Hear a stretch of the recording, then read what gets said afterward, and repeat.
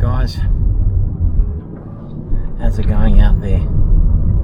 I hope you're all well, and maybe you got a chance to watch the Willie Aitken episode. So today is a Sunday and I'm going into Bendigo, so that's 45 kilometres away. Nice drive past the big lake, Epilock, through the forest. They got a little museum there I've never been to. I did try and go once, but I had my dog with me. They wouldn't let me in with my little dog, so never got to go in. And there's also an antique shop that's open 7 days a week. They've got lots of goodies, collectibles. They've also got a militaria section, so we might have a look at that. So I was just going to have a quick talk to you about how my holiday in South Africa, how I organised it as far as the battlefields go. So there were two objectives. One was to see my old friends, the places we lived when we were there in Brakpan from 71 to 76. But the other aspect was the battlefields. The Boer War and the Zulu War were the ones that interested me.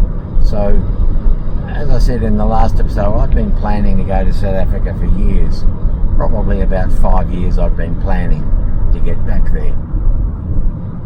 I also mentioned that I hadn't been back since apartheid was toppled. So, I knew there was going to be a lot of changes.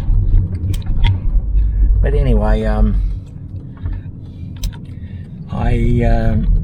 some years ago I bought this book by a local guy, Noel Davis, which is about the men in this district that went to the Boer War.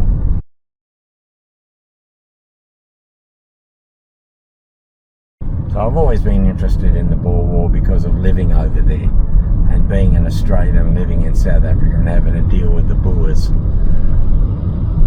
who I am actually very fond of now. I wasn't so much at the time, but now I'm quite fond of them. But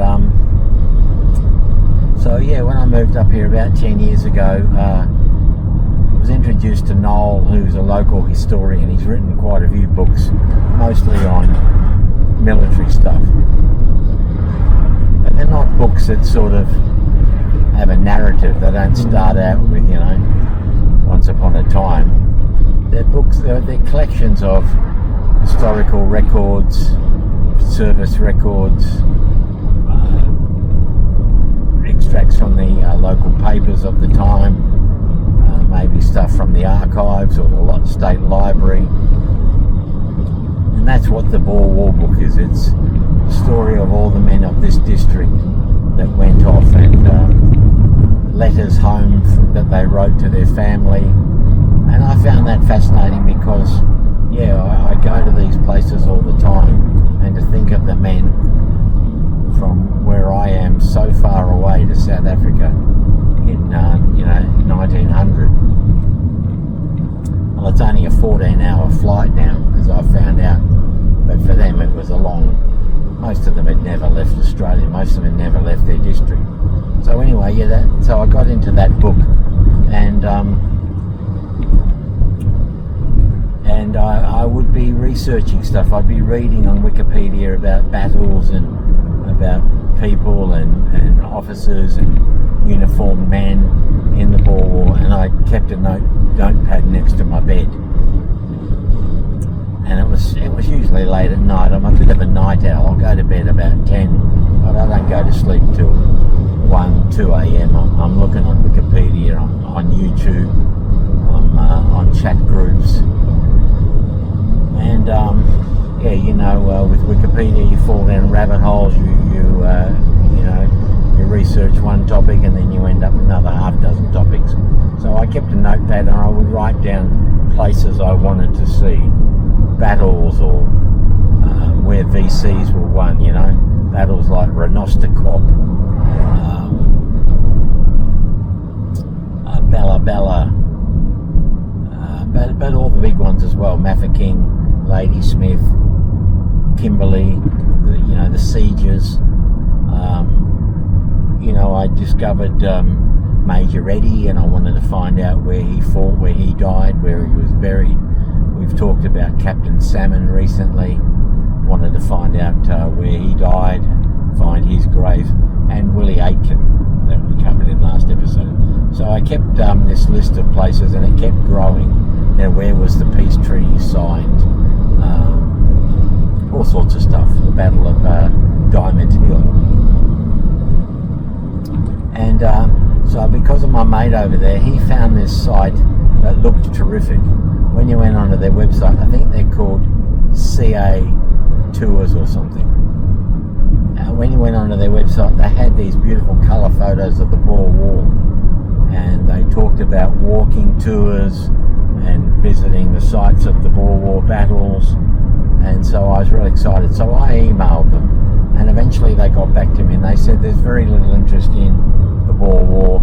People just don't come here looking for that, and we don't run those tours anymore, but we'll pass on your details to someone that does this sort of thing. So that started the ball rolling. That was about, I'd say about 6 or 8 months before I flew out. And the reply I got was from a guy called Alan Gordon. And he runs, well, I'd have to look it up again, but he runs SA Military Tours or something like that. If any of you are interested, I can give you the details how to contact these guys. So yeah, he reached out to me and said, what do you want to see? What are you interested in? Oh yeah, the other one was the grave sites for Morant and Hancock. And also I was finding stuff on Facebook. Kita Lodge and the Lalapanzi Hotel both have little museums, and they were coming up on my Facebook feed for some reason. So I excuse me, I penned up a list of stuff I wanted to see with Alan.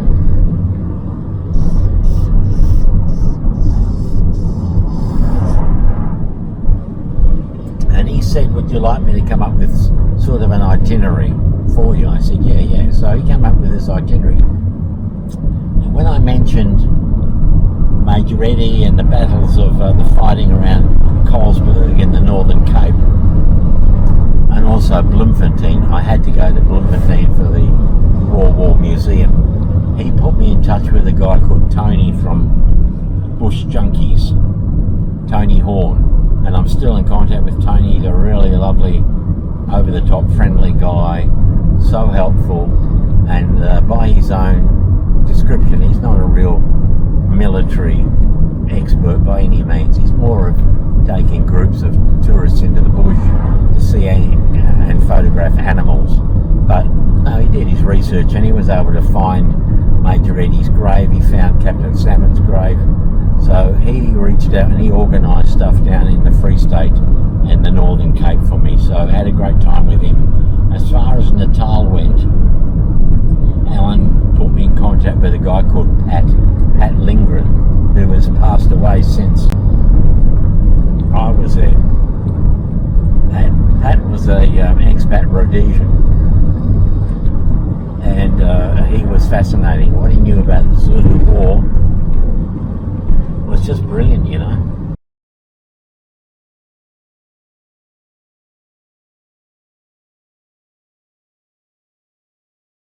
And he was going out weekends, right out to the villages. He spoke Zulu as a second language, and he was going to these Zulu villages. He was looking for stuff that maybe families kept from the time of the Battle of Isla-Dwana. There's a few things that are still missing. There's some troop colours that are still missing that were taken at the battle and never turned up. Occasionally, yeah, you might get a Zulu family that they bring out of the back of the hut maybe an old wristwatch that was taken from a soldier from the Zulu War battles. They're still turning up. So yeah, that was Pat. And once again, when I got down to Natal, well, first of all, I started emailing Pat, telling him what I wanted to see, which was, the the obvious ones, Isildwana, Rorkestrip, but I also wanted to see Kambula, Ulundi. There was a couple more. I wanted to see the grave of the Prince Imperial. Some of these things that I got to see, the tour guide said no one's been out here for years. That was true of the Prince Imperial. So yeah, then it was a matter of waiting till they got back to me. Alan gave me an itinerary, and then he said, well, when you touch down, you know, be in touch and I'll come and see you. So that's what happened. I touched down in South Africa. Alan came and saw me at my lodge I was staying. He was interested in some of the small skirmishes, right? Some of the guerrilla phase of the Boer War, where you're not talking thousands of men with cavalry and artillery exchanges. You're talking groups of 100, 200 men either side, which aren't so well covered. And there's heaps of that in the east of Transvaal or Gauteng now, over towards Mafeking. There's heaps of guerrilla activity with De Wet and Quist de la Rey and the British. So Alan was really good at that, and you could really feel the closeness of these skirmishes and battles. That was Noordgedacht was another one that I wanted to see, and Alan was able to show me that, but it was only from a distance. Most of them you can't actually walk on the battlefield, but that's not always true. Some you can. So anyway, yeah, that's kind of how it worked. I had to, some of them I transferred money, deposits. Others, they wanted the money when I was with them. Tony down in Bloemfontein, I went to an ATM, he came with me, and I withdrew the cash and gave him, paid it off in deposits. What do they cost?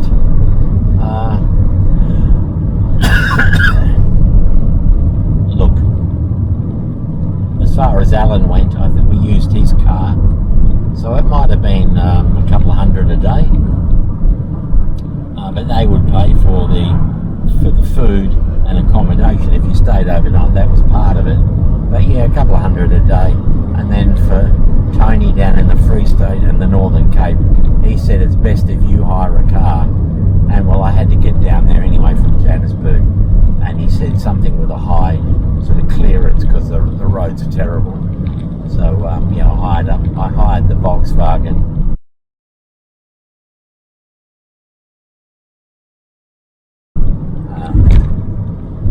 Sort of a little SUV, which was perfect. And I also had that in Natal. There was also Liz. So when I spoke to Pat,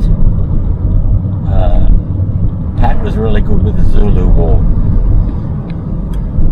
But he said, as far as Ladysmith goes, I'll put you in contact with Liz. So yeah, I emailed Liz and she emailed me. She gave me a quote on the price, said that sounds good. And then when I got to Ladysmith, she rang me, and I went and saw her, told her what I wanted to see, and she was pretty good. Yeah, she was really good, but she didn't have a car either. But I had the Volkswagen, so that was fine. We were able to drive around. That's how we saw where Churchill was captured. And all those, well, some of those Boer War battles. So anyway, that's about it. As I said, if any of you are interested in knowing how to organise something or how to get in contact with any of these tour guides or how to start the ball rolling, let me know and I'll give you the details. But alright, we should be in Bendigo in about half an hour.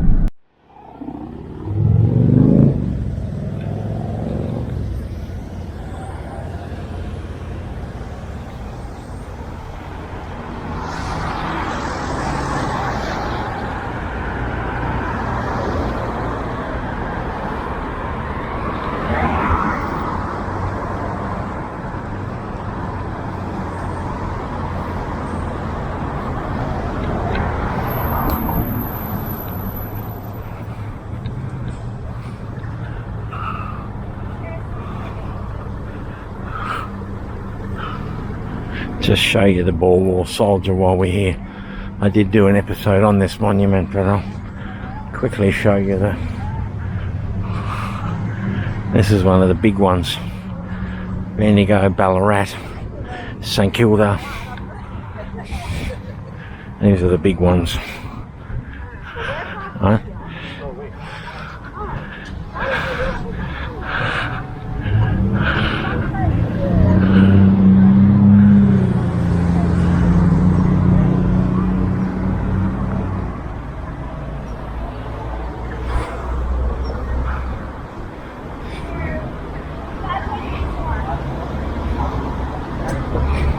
I don't see any names on it.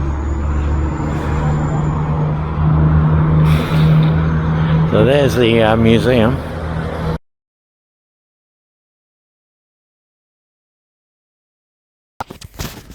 Private Frank Tubb of the 2nd Victorian Mounted Rifles wrote from Rustenburg on the 12th of December 1900 of his experiences at Eland's Drift. This letter is of particular interest because he was with Sergeant Francis when he was shot. Quote, "When I wrote to you last, it was about going to Rietfontein with a convoy. We got there all right, and after a couple of days we started to come back with a loaded convoy and camped about 15 miles from Rietfontein for the night, just outside the hills. In the morning, 20 of us, of No. 2 Company under Sergeant Francis, were in the advance guard, while 2 companies of the West Yorks were looking after the convoy, 1 company being rear guard and the other advance guard. We, the mounted men, got into the hills first, about a mile ahead of the infantry. Sergeant Francis then took Jim, myself and Lancaster to go in advance of the other fellows, and what should we do but run slap into 50 Boers about 50 yards off. They had their rifles slung, and so did we, and we stood watching one another for a few seconds, 4 of us against tremendous odds. Then we 4 unslung our rifles and were putting cartridges in when 2 of them jumped off their horses and let drive and killed Sergeant Francis, but fortunately missed us. And I tell you, we had to gallop for our lives, for behind these Boers were hundreds more coming up from a sprate. We joined our other fellows and then got behind cover and opened fire on the Boers, but had to retire back to a kopje until the Major came up. The Boers, meanwhile, had got round the hill and were attacking the convoy and just doing what they liked, for what could we do against hundreds? The first few wagons had just got up with the advance company of the West Yorks and 2 guns when the Boers surrounded us and stopped us from going to the convoy's assistance. All we could do was hold out and hold the guns until reinforcements came. The Major sent 20 of the Yorks up the high kopje to hold it, which is overlooking and commanding every position of ours. Then came the battle royal. The rear guard were cut off and captured, half of the convoy taken away, and the rest of the wagons were burning. Then they turned a terrific fire on us from a very short range. They could approach us from all sides under splendid cover and were burning the convoy right under our noses and making the black boys drive the bullocks up the valley. We could hear them talking and their generals giving orders the whole day. 5 of them got into one of our Cape carts and were starting to loot it when a case shot from one of the guns blew them to pieces out of it. At 5:30 the Yorks surrendered on the kopje in front of us, and our hearts sank to our boots. We knew that it would be our turn next if reinforcements did not come before morning. So this is pretty good. Unfortunately it's a bit in the shadows, but this is actually the tunic of the Victorian Mounted Rifles. They seemed smaller back then, smaller people. There's that magnificent leather bandolier. I looked at buying one of those when I was over there. On the chest pocket over the heart, you can see the colours for the South African medal. There's that sort of primitive slouch hat. This is a Victorian Mounted Rifles brass button. I can't see what that is.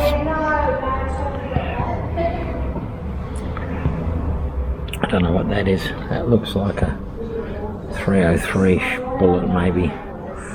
Maybe there's a little water canteen or flags. I don't know what they're about, but as the gentleman told me, they don't have much here, but tantalizingly, right, he tells me that in the old days they had, like at the back of this hall, a big stage. And he says it was packed with Boer War stuff. And when they did renovations, they ran out of room. So to bring all this stuff in, the Boer War stuff went. And he doesn't know where it went to. He says it's in storage somewhere. Talk about teasing me. Oh well. Look at this. Poor bloody leopard. There's no markings on it.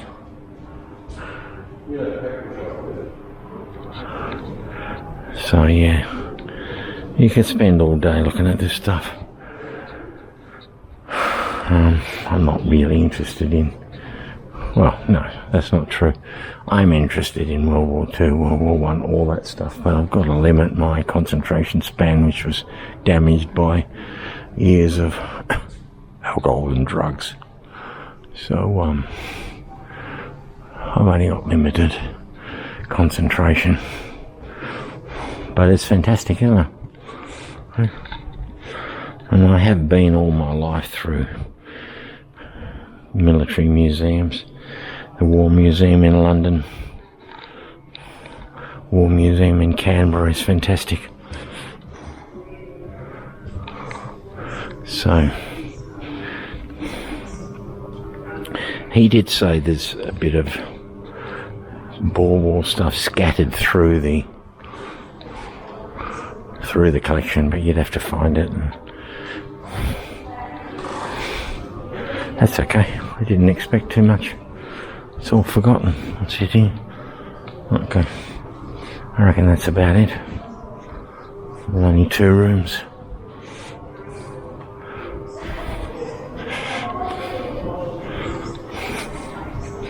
When the war is over, got to get away.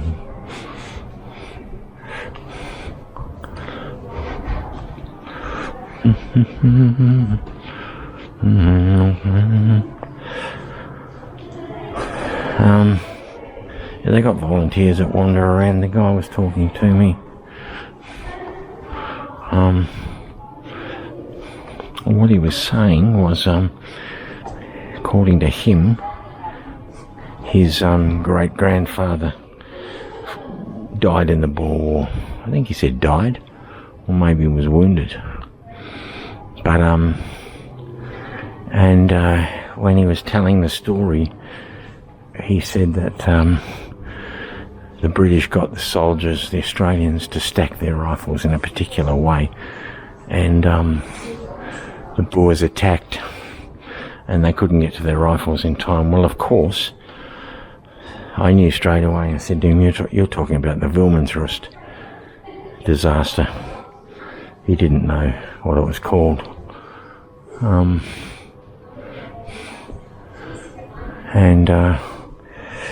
We were in here.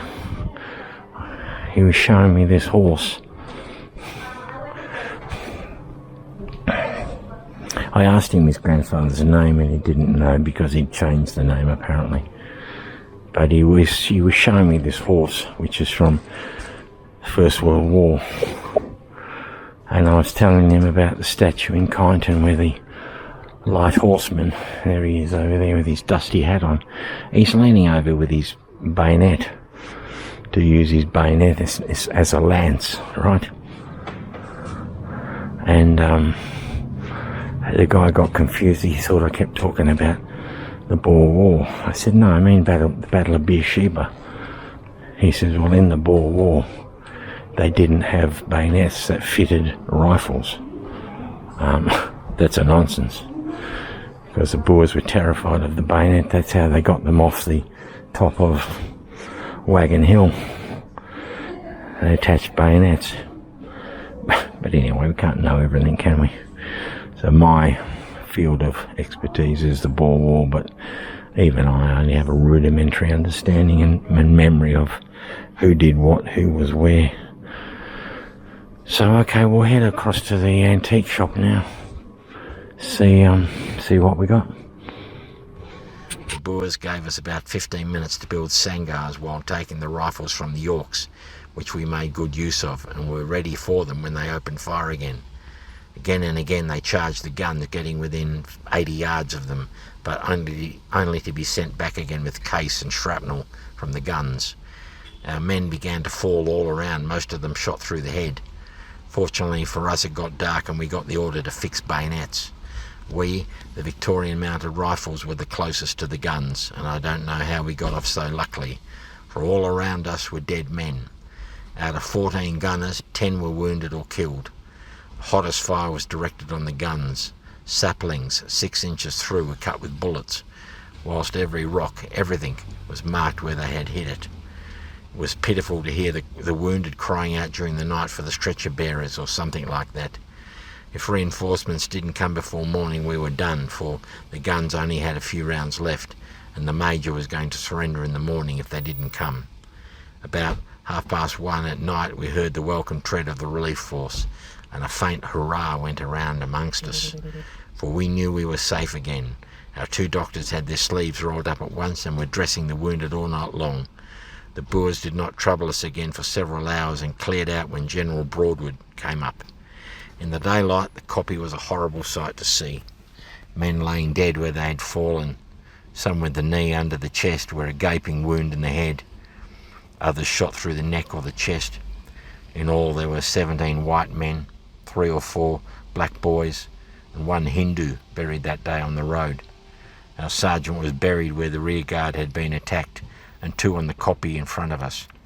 We had about 30 or 40 wounded, most of them badly, for the Boers had been using explosive bullets the whole time. Casualties were West Yorks, 10 killed, 13 wounded. Yorkshire Light Infantry, 5 killed, 6 wounded. Victorians, 1 killed. 75th Battery, 2 killed, 7 wounded. Total 18 killed, 26 wounded. No mention of prisoners.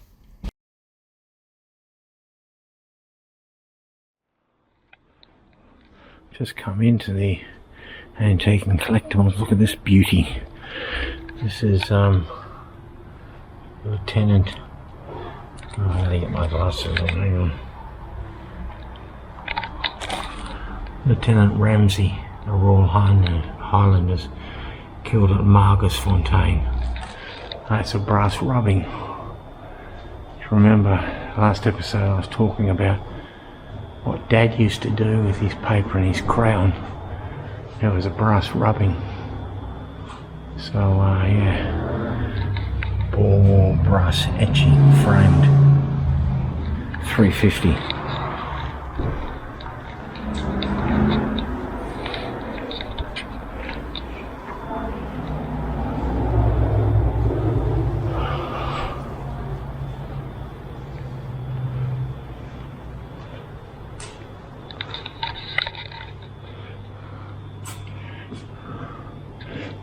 Porcelain.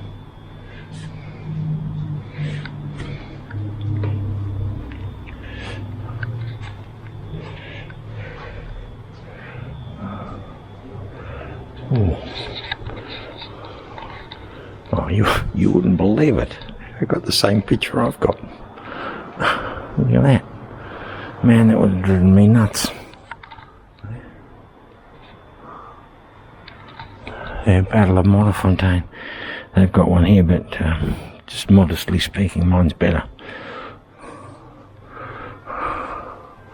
How much do they want for it? $9.50, eh?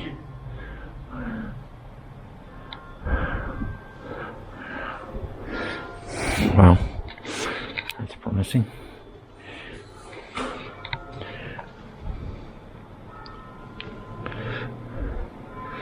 I'm getting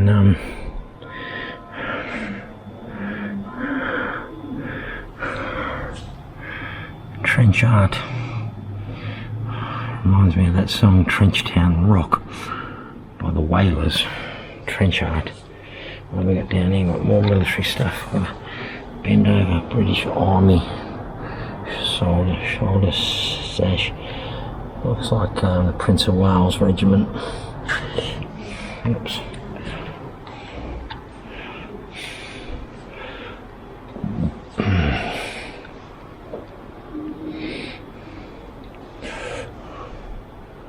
Wow. We've got quite a bit of stuff in there, but I don't want to go behind the counter, but also that red jacket looks fantastic.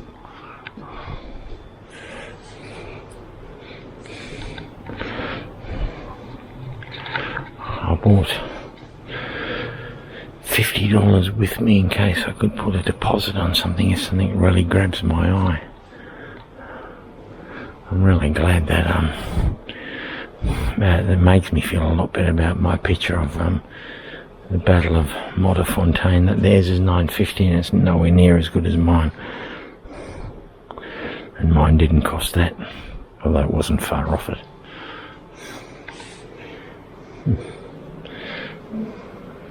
There's a safe. Must have been a bank, this place. Right.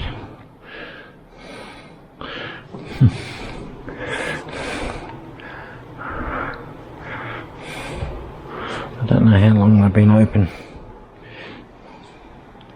I really like these lanterns. Got a few at home. Trenchtown Rock. Where's their military section? Oh, more outside it says. Okay.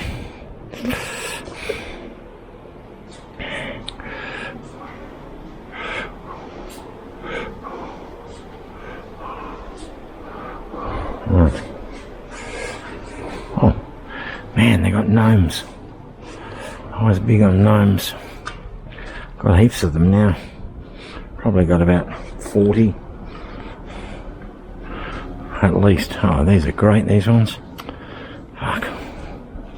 These look the real ones, not the cheap bloody moulded ones. Oh yeah, he's got weight to him. I think I got him. So these are vintage, are 85 each. So that little guy's got a bunch of grapes, 65. Someone painted them green. He's great too. That's 65. Oh well, if I want to add to the collection, this is where they got them. And they're real. Oh, hello. Just admiring your gnomes, yes. Yeah, they only came in yesterday there. Alright, yeah, someone's painted them. Yeah. I'm also interested in some of the Boer War stuff you have. Oh, right. On the book, So in the military section? Yeah. Okay, I'll look here first and go over there. Thank you. Well, did you hear that? He wasn't surprised when I mentioned Boer War stuff. And this one, I actually got that at home in our kitchen.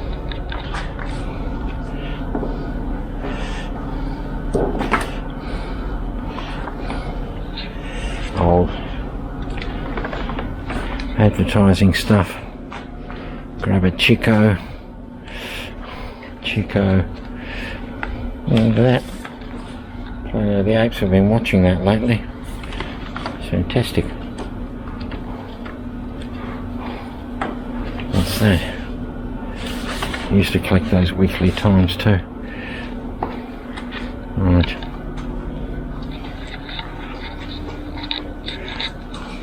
Ooh. Okay, I think I see what he was talking about. Oh man, look at this. Japanese suits of armour. Bushido. Samurai. Fantastic, eh? Mum took me to Japan in 65, I think. I went to some of those fantastic Japanese castles. I love the shape of those castles. They're just beautiful, aren't they? There's a photo of us at, where is it? Osaka or one of those places in front of the castle. Anyway, here's the military section. What's he got? Oh, I love these red jackets, eh? Early USA. They're tiny, once again, they're tiny. For tiny people.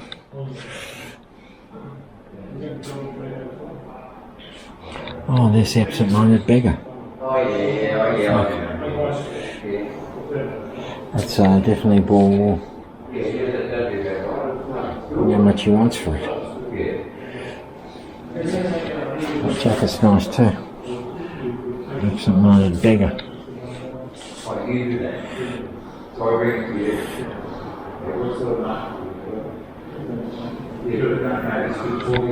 Yeah, well, very tempted to ask him how much, what the price is.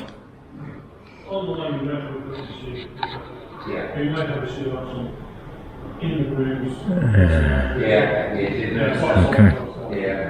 Oh, all this stuff. Japanese. Ooh.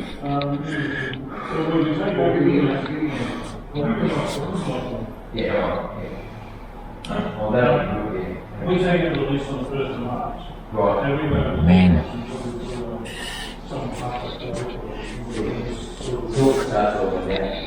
Oh, there's a Boer War pipe. There's a couple of Boer War pipes. 1902. This place has more than the museum had.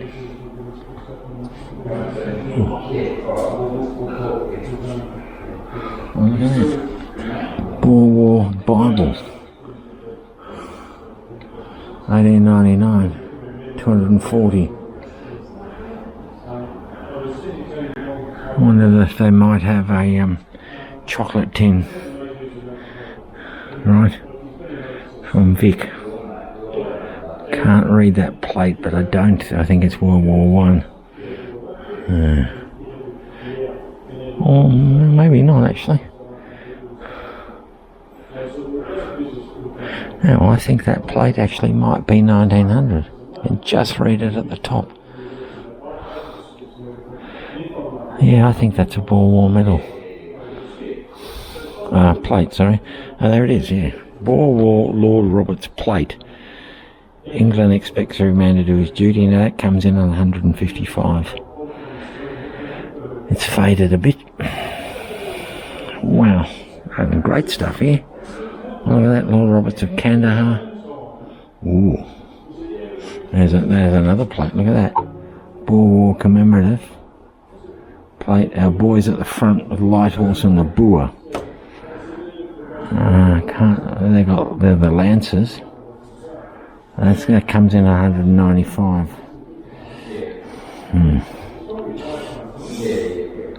So they've got heaps of stuff here. What's behind me? Oh man, they've got heaps of stuff. So yeah, wouldn't mind the absent-minded beggar. If you don't know, the absent-minded beggar is a poem by Rudyard Kipling, which he did to raise money for the returned soldiers from the Boer War. And what happened was he got the music written by one half of Gilbert and Sullivan. You can hear the absent-minded beggar on YouTube. Oh, look at that. 1900 South African War medal by Fuchs.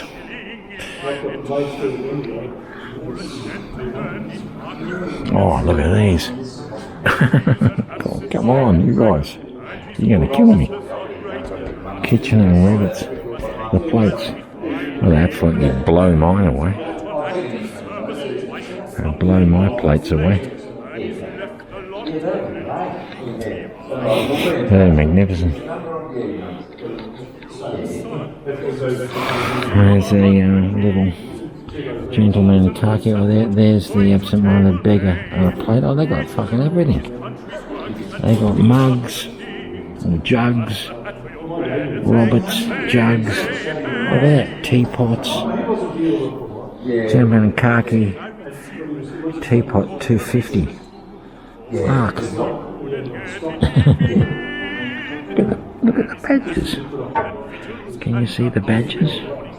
Kitchener, Roberts, Baden Powell, brass plaque for Roberts. You know, this was the first war where they had lots of memorabilia for sale. I love that plate, absent-minded beggar. Little plate there. Fucking hell, mate. They got so much here. I